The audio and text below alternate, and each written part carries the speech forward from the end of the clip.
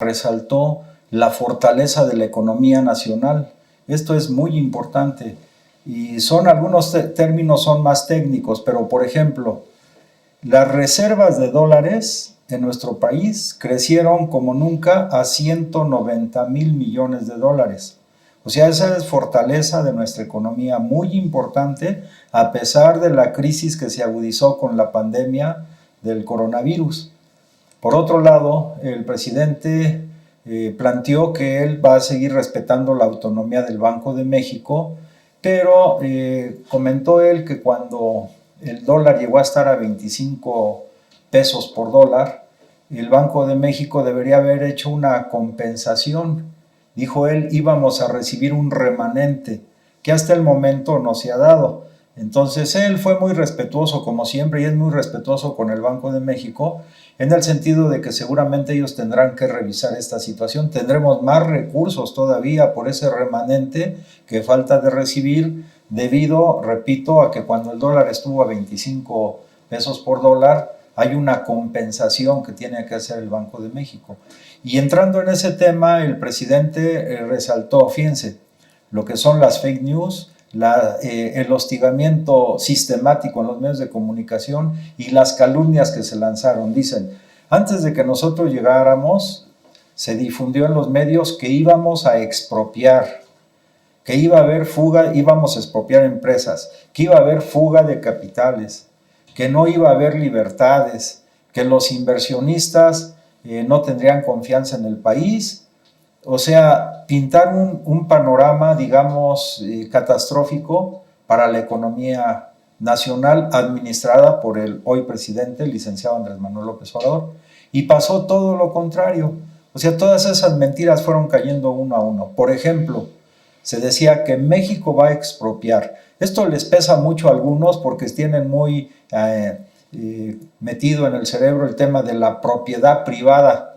Pero hay que diferenciar, una es la propiedad privada de los bienes de uso y de consumo, que todos tenemos, esa propiedad privada, y otra es la propiedad privada de los medios de producción y del cambio. Pues no se ha expropiado nada, ni de los medios de producción, que es a donde podría dirigirse la expropiación, de las grandes transnacionales o de las empresas de la oligarquía nacional. No ha habido expropiaciones. El presidente ha sido muy claro en eso. Debiera haberlos, pensamos muchos de izquierda, claro. Pero el presidente, y nosotros confiamos plenamente en el presidente, él sabe que no hay necesidad de eso, simplemente que nos apeguemos a las leyes nacionales y que se revisen los contratos leoninos que se dieron a estas empresas transnacionales y de la oligarquía nacional. Insisto, no ha habido expropiaciones, que era una de las banderas que manejaban en contra de que el presidente llegara a donde está el día de hoy. Que iba a haber fuga de capitales, no hubo fuga de capitales. Eso pasa en otros países y claro, son presiones, chantajes que ejercen algunos organismos financieros, no hubo tal. Que no iba a haber libertades, pues es el momento en que mayor libertad de prensa, libertad de asociación existe en nuestro país después de la oscuridad neoliberal. Y finalmente otro, que los inversionistas no tenían confianza en México, ¿no? Pues la calificación que le dan, y que no son, digamos, organismos del Estado, del gobierno mexicano, sino organismos que vienen trabajando desde todo el periodo neoliberal, las calificadoras le dan una buena calificación a México, aún con los parámetros de ellos. Pero por otro lado, pues no se adquirió deuda, en absoluto hubo deuda. Dice el presidente que la deuda aumenta a veces, porque por ejemplo, si aumenta el dólar con respecto al peso, pues la deuda en pesos, pues evidentemente aumenta, pero no es porque México haya pedido créditos o se haya endeudado adicionalmente, hay que diferenciar esas cosas también. Entonces no hemos pedido deuda, no se aumentaron impuestos, no se crearon nuevos impuestos para la tranquilidad de todos los mexicanos, desde las clases populares hasta incluso los grandes empresarios. Además se obró con austeridad republicana y también con mucha honestidad y se combatió firmemente la corrupción. Entonces, por ejemplo, fíjense, tan solo cuando se hizo la cancelación de algunos fideicomisos, el país ahorró 75,000 millones de pesos. Fíjense bien, 75,000 millones de pesos. Si eso lo tradujéramos en créditos de 25,000 pesos a las pequeñas y medianas empresas, 75,000 millones de pesos alcanzaría para 3 millones de estos créditos. Pero acuérdense que tan solo en vacunas nuestro gobierno ha invertido solamente hasta el momento 38,000 millones de pesos, pero puede invertir, dijo el presidente, hasta 50,000 millones de pesos en vacunas. Y lo que nos ahorramos con la cancelación de algunos fideicomisos fue 75,000 millones más, bueno, no más, 75,000 millones. Para vacunas hasta ahorita, si lo vemos de esa forma, apenas se ha gastado la mitad de lo que nos ahorramos en la extinción de algunos fideicomisos. Entonces quiere decir que este gobierno ha actuado con mucha honestidad, con mucha eficacia desde el punto de vista financiero y además ha roto privilegios que se acumularon en muchos de estos fideicomisos. También podemos comparar, por ejemplo, con los 50,000 millones de pesos que pagaron de impuestos el año pasado 15 empresas de las más grandes, solo 15 empresas, entre ellas IBM, el Walmart, etc. Entonces, lo que el gobierno ha hecho con una política basada en las necesidades de nuestro pueblo, pues es maravilloso. Fíjense nada más también, aparte de que tenemos calificación favorable de las calificadoras internacionales, el presidente resaltó en relación a los ingresos que, por ejemplo, la recaudación de enero a mayo de este año fue de 1,813,241 millones de pesos. Dejémoslo en números cerrados, 1,800,000 pesos de enero a mayo de este año. Y el año pasado la recaudación en números cerrados fue de 1,600,000 millones de pesos. Es decir, hemos recaudado 200,000 millones de pesos más en el periodo de enero a mayo en este año que el año anterior.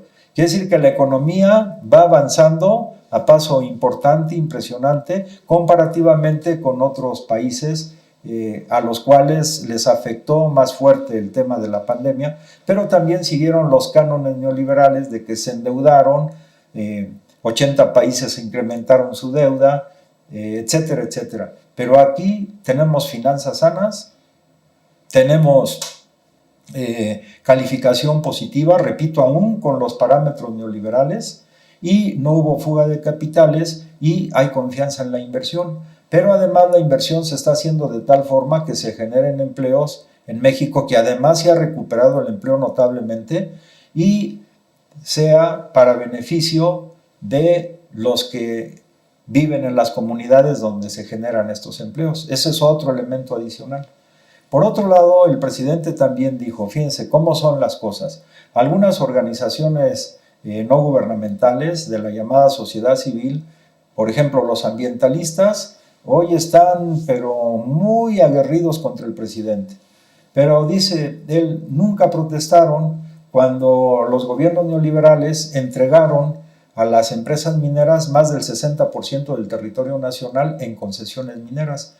Y esas concesiones que se dieron incluyeron varias miles de hectáreas en parques nacionales o en tierras de conservación.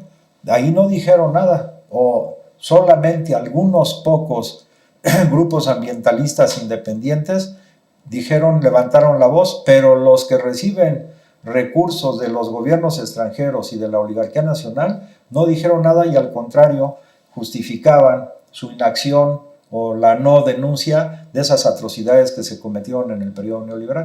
Puso un ejemplo para no ir más lejos. El presidente dijo, tan solo en el programa Sembrando Vida, el gobierno mexicano, fíjense bien, está invirtiendo anualmente 1,300 millones de dólares. 1,300 millones de dólares.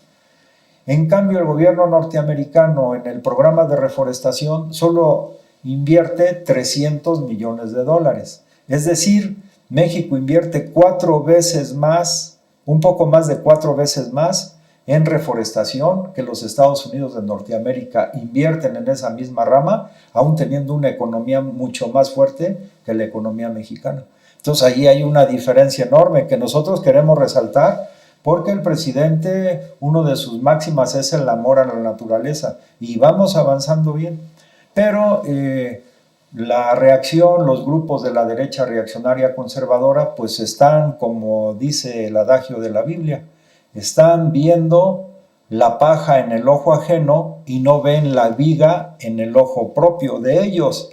Al grado, por ejemplo, de que hoy el presidente también hizo una anotación en el sentido de que hay un periodista del Universal que prácticamente diario está viendo o tratando de ver, como dicen, la paja en el ojo del licenciado López Obrador y no ve la viga en el periódico Universal. Entonces se llega al extremo de decir, y se convierte en una nota casi como de trascendencia nacional o internacional, que el automóvil donde se traslada el licenciado López Obrador se pasó un alto, se pasó un semáforo en rojo. Fíjense los detalles. Pero el presidente dice iba distraído y le pregunté al que iba con él qué había pasado y dice, no, lo que pasa es que la encargada del tránsito nos dio el paso y ustedes saben bien que a veces, aunque el semáforo está en rojo, dependiendo de las condiciones, si no hay tráfico en la calle perpendicular, pues los agentes de tránsito pueden dar el paso. Entonces, pero esa es, digamos, la perversidad.